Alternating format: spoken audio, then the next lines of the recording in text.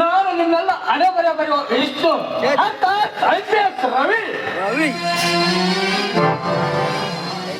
ನಾನು ನಿಮ್ಮಂತ ಚಾಂಡವರನ್ನು ಆಟವಾಡಿಸುವ ಸೂತ್ರಧಾರಿ ಮಹೇಶ್ವರ. ನಿಮ್ಮ ಸರ್ವನಾಶಕ್ಕೆಂದೇ ಹುಟ್ಟಿ ಬಂದಿರುವ ಈ ಪ್ರವೀಣ. ನೀನು ಹುಟ್ಟಿಸುವ ಬ್ರಹ್ಮ,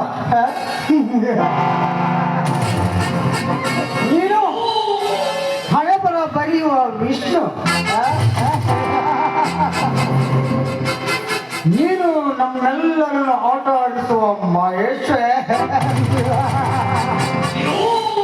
ಬ್ರಹ್ಮ ವಿಷ್ಣು ಮಹೇಶ್ವರ ಅವರು ಮೂವರು ರಚಿಸಿದ ಮಾನವರನ್ನು ಒಂದೇ ಒಂದು ಕ್ಷಣದಲ್ಲಿ ಈ ಯಮಲೋಕಕ್ಕೆ ಕರೆದೊಯ್ಯುವ ಈ ಯಮಧರ್ಮನಾದರೆ ಎತ್ತ ಮಗಳೆಂದು ಬರೆದು ಇಂಥ ಕಡಿಗನ ಕೈಯಲ್ಲಿ ಕೊಡ್ತೀವಲ್ಲ, ನೀನು ಯಮಧರ್ಮನೇ ನಿಜ, ಇದರಲ್ಲೇನು ಸಂದೇಹನೇ ಇಲ್ಲ.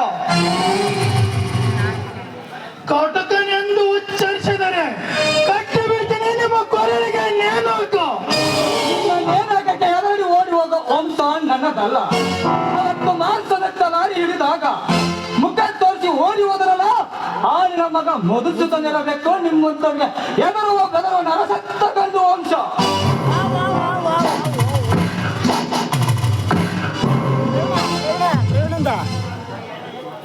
ಹೆಚ್ಚು ಮಾತನಾಡಿದರೆ ಹೆಚ್ಚು ಕಚ್ಚು ಕೊಲೆಗಾಯ್ತು ಬಿಡ್ತೇನೆ ಮಗನ. ನಿಜವಾದ ನಾಗೇಂದ್ರನ ಆಟ ಆಡಿಸುವ ಕರಡ ನಾನಾಗಿರುವಾಗ ನೀನು ಯಾವ ಸೀಮೆನಾಗೆಂದ್ರೆ ನಾ ಮರ್ತು ಸುಮ್ಮನೆ ಮಾತಿಗೆ ಮಾತು ಬೆಳೆಸುವುದು ಬೇಡ. ಈಗ ನೀವಿಲ್ಲಿಗೆ ಒಂದು ವಿಷಯ, ನನ್ನ ಮಗಳನ್ನು ಮದುವೆ ಮಾಡಿಕೊಂಡು ನಿಮ್ಮ ನೆಂಟಿಕೆ ಬರ್ತನಕ್ಕೆ ಬಂದಿದ್ದು ಮಿಸ್ಟರ್ ಸತ್ಯದೀಪ್. ಯಾರ ಜೊತೆಗೆ ನನ್ನ ಮಗಳ ಮದುವೆ? ಯಾರ ಜೊತೆಗೆ? ನನ್ನ ಜೊತೆಗೆ. ನಿನಗೆ ನಾನು ಮಗಳನ್ನು ಕೊಡಬೇಕೆ?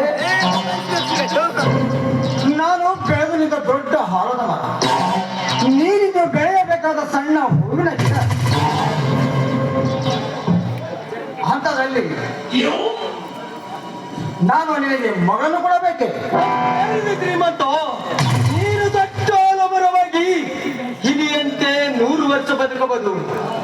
ಆದರೆ ನಾವು ಒಂದು ಹೂವಿನ ಗಿಡವಾಗಿ ಹುಲಿಯಂತೆ 3 ದಿವಸ ಬದುಕಿರ್ತೀವಿ. ನಿನಗೆ ನೆನಪಿರಲಿ ಮಿಸ್ಟರ್ ಸತ್ಯಜಿತ್.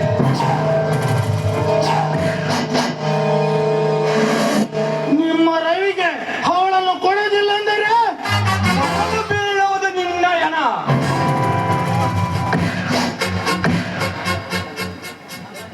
ನನ್ನ ಜೀವವಾದರೂ ಈ ಮದುವೆ ನಡೆಯಲಿಕ್ಕೆ ಬಿಡುವುದಿಲ್ಲ. ನಮ್ಮ ಜೀವವಾದರೂ ನಾವು ಬಿಡುವುದಿಲ್ಲ. ನಿನ್ನ ಮಗಳನ್ನು ಹೊತ್ತುಕೊಂಡು ಹೋಗಿ ಮದುವೆ ಮಾಡುತ್ತೇವೆ. ಇದು ನಾನು ನಿನಗೆ ಒಕ್ಕತ್ತಿರುವ ಮೊದಲನೇ ಸವಾಲು. ನಮ್ಮ ಜಮೀನನ್ನು ಕಿತ್ತುಕೊಂಡು ಅನಿಸ್ತಾರಾದ ಪಕ್ಷವನ್ನು ಕಟ್ಟಬೇಕಂದಿರಲ್ಲ, ಅದು ನನ್ನ ಜೀವ ಇರವರೆಗೂ ಸಾಧ್ಯವಿಲ್ಲ. ಇದು ನಾನು ನಿನಗೆ ಹಾಕುತ್ತಿರುವ 2ನೇ ಸವಾಲ್. ಇಷ್ಟಕ್ಕೂ ಮೀರಿ ನಿನ್ನ ಎದೆಯಲ್ಲಿ ಗುಂಡಿಗಿದ್ದರೆ ನಮ್ಮ ಜಮೀನಲ್ಲಿ ಆಲ್ರೆಡಿ ನೋಡೋಣ. ನಿನಗೆ ಹಾಕುತ್ತಿರುವ 3ನೇ ಸವಾಲ್. ಈ ಊರ ಸ್ವಲ್ಪ ಶ್ರೀಮಂತ ಸತ್ಯಜಿತನಿಗೆ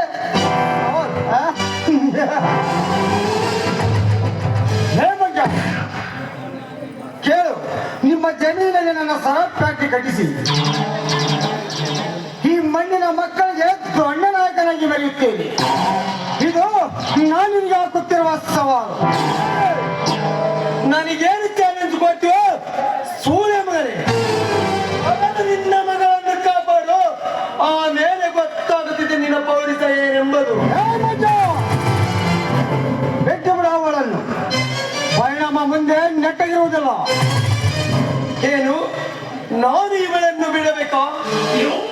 ಅವತ್ತು ನನ್ನ ಅತ್ಯನ ಬಲಕ್ಕರಿಸಲು ಬಂದಾಗ ಏನೆಂದು ಹೇಳಿದ್ದು ಸ್ವಲ್ಪ ಹಾಗೆ ನೆನಪಿಸಿಕೊ. ಹಾಗೂ ನಾನೇನಾದರೂ ಈಗ ಇವಳನ್ನು ಕೈ ಬಿಟ್ಟರೆ ಇಲ್ಲಿ ಕುಳಿತರು ಜನರು ನನಗೆ ಚಂಡನೆಂದು ಕರೀತಾರೆ. ರವಿ ತೆಗೆದುಕೊಳ್ಳ ಹಾಕಿ ಬಿಡುತ್ತೇನೆ ಅವರಿಗೆ ಗುಂಡು. ದೇವರ್ಸಿ ನನ್ನ ಮಗನ ಗುಂಡಿಗಳ ತುಂಬಿಕೊಂಡ್ರೆ ಈ ಕಂಡದಿಗೆ ನಿನ್ನ ಗುಂಡಿಗಳನ್ನು ಆಟದಿಲ್ಲದೆ ಮೂರ್ಖ. ಸತ್ಯಜಿ, ನಾಳೆ ಇವರಿಗೆ ನನಗೆ ಮದುವೆ. ನಿನ್ನ ಹತ್ತಿರ ತಾಕಚಿತ್ರ ತಡೆಯ ನೋಡೋಣ.